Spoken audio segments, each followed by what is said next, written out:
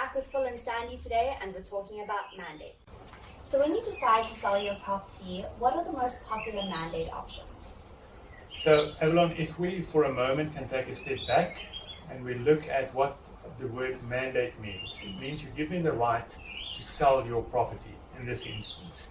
So then, in terms of mandates, we have three popular options that people would normally consider. You have a sole mandate, you have an open mandate, and you have a special type of open mandate called a dual mandate. In a sole mandate, you will have one agency representing you and marketing your property. In an open mandate, you could have multiple agencies representing you and marketing your property. A dual mandate, as I mentioned, is a special type of open mandate where you are limited to two agencies working on your property. And Sandy, will you please tell me more about the sole mandate? Sure, sole, or it's often referred to as a sole and exclusive mandate. The big thing about a sole mandate is you're backing one horse. So you're placing your trust in one agent. And as agents, we see that as the best type of mandate that you can get. I think what's good for the mandate in terms of the seller is that your agent is 100% invested in selling your property. There is no other competition from other agencies or other agents, but you are 100% responsible. We work on commission only.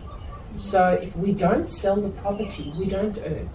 So the sole mandate is really you placing your trust in an agent. I think as a seller, one of the benefits to you is that the commission is generally lower on a sole mandate. So Phil and I will work on 5% comfortably on a sole mandate, whereas the pricing on an open mandate is generally higher because the risk is higher. Does that answer your question? Yes, thank you.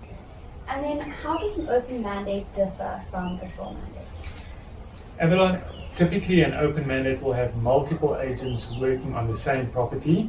So myself as an agent will invest money in the marketing of the property, but so will other agents.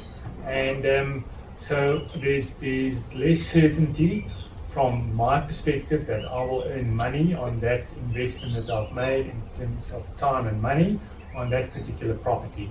So as I mentioned, you have an open mandate, a pure open mandate, so the seller can theoretically appoint to have as many agents as they want to sell their property.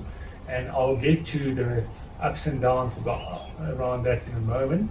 And then there's also the dual mandate where the seller will appoint only two agents and marketing their property and representing him or her. In terms of the open mandate where you have multiple agents working on the property, you could run the risk of paying double commission in terms of one agent introducing a client to your property and another agent actually doing the sale. So it's very important to keep record of who brings which potential buyers to your client. There could also be a risk of overexposure of your property where a perception can be created. I'm not saying it will be, but it can be created if there's something wrong with the property. What we've also seen that's quite unfortunate is where different agents will advertise the same property at different prices. So you create uncertainty and confusion in the marketplace. These are all typical things around an open mandate that could potentially happen. Great, thank you. If you live in Randburg and you're serious about selling your property and need some expert advice, contact Phil and Sandy on the number below.